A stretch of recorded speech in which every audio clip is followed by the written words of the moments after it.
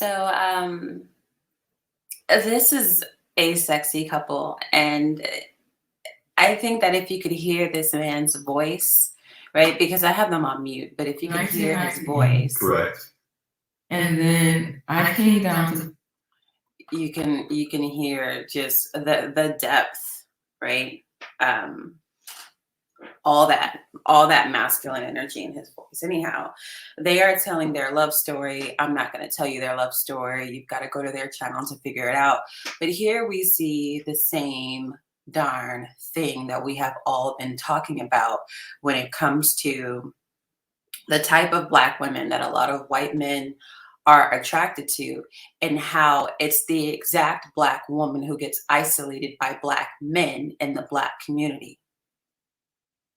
I could almost promise you she has a story of being told, you got that ugly nappy hair, and that's why this Asian girl, this white girl, whatever, has better hair than you. She was told that by a black boy in elementary school, middle school, high school.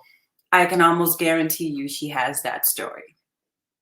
Here you have a black woman who has embraced herself, hair down her back, all of her natural glory, doesn't have on a stitch of makeup, and this is who is loving it. This is who is loving it exactly as is. Let me play his voice really quick. assuming your reaction was probably something similar. Right. It was actually something similar. And I'm putting that there so that way we're not moving all over the Okay, place. so kind of I mean, just the both of them, the sound of their voices, their physiques, their facial features, bone structure. It's just a sexy couple. Anyhow, here's my argument.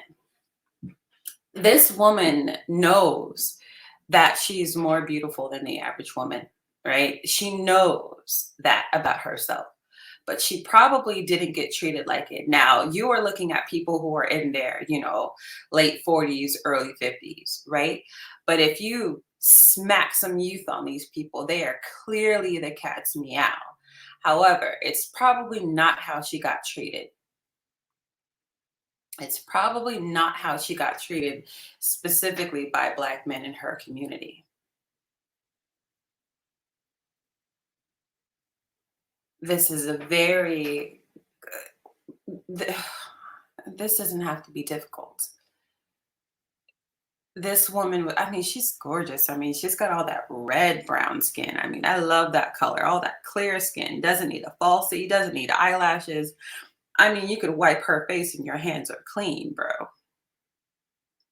Just naturally beautiful, doesn't need to balance out her features to make them better or anything, in modeling school and all different kinds of beauty schools, you get told, oh, you have to do this and that with your eyebrows. I'm like, honey, she's breaking them eyebrow rules and she's still, serving. She's still giving. She is the type of woman to be designated as, the come up woman in the black community, or the side chick in the black community, the mistress, the blah, blah, blah. But this is a monoracial, racially unambiguous, dark skinned black woman. And we see who she's sitting next to. So again, there's a trend here. Like, why? So how is it treachery? How is it a problem? Like I know that she fits the prototype of the girl who was made fun of in school for being black by black boys. She also fits a prototype of the woman who was clearly, the prettiest, but probably didn't get treated like she was the prettiest, right? She can have a biracial sibling who is half as attractive as she is, but because she's got a smoother hair texture and lighter skin within the black community, she will be treated, the biracial sister would be treated like she is the more beautiful one, when this woman is clearly, she looks like a former model. I mean, they both do. They both look like retired models who, if they want to, can get dressed for another photo shoot. That's what they both look like. And for all the men who keep, simping for all these biracial, racially ambiguous Instagram models, pick-me's, whatever, like, why do you care? You shouldn't care, because these are the women you don't want anyhow. You shouldn't care. There shouldn't be a conversation about it. If you're Kev on stage and your wife is Melissa, I'm clearly not talking to you. But I would argue that Kev is not a colorist and Kev has a sound heart, and that makes him a unicorn. And also, even in his success and what he's done with his life and what he's done with his wife and what he's done with his family, he's a unicorn. But just in general, we know that we treat the women who look like this in our community like throwaways when they're not. They will be women of some of the highest caliber, and then these white guys get to scoop them up and enjoy all of that richness, all of that abundance of her beauty, character, personality, and being, because he's not threatened by the fact that she's dark skinned with coarse hair. He's not put off by that. So many men in our community. I mean, because now we can walk around with faux locks, but I remember growing up, girls with dreadlocks could get no play.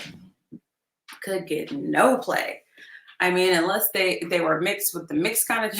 Oh, look at that smile. Look at them smiling at each other. Anyhow, if you want to see or support this couple, I will drop their link in my description box below. But it is love. And as far as I know, this woman is a Black Hebrew. And I think, they had a breakup or something. They didn't see each other for like 20 years. And it was probably because she was trying to do what Black women try to do, and that is to stay down with the brothers, right? So definitely go ahead and listen to their story, because there's a lot of Black women like her who are trying to stay down with the brothers, and they don't have the hair texture and skin complexion that the brothers even prefer. And she finally put herself, well, I mean, look at the home behind them. Look at the light fixture behind them. Look at the beams behind them. Like, she's living. She is living, okay? But yeah, real deal. Why do you care about losing women that you were never going to marry anyhow? There shouldn't be a conversation.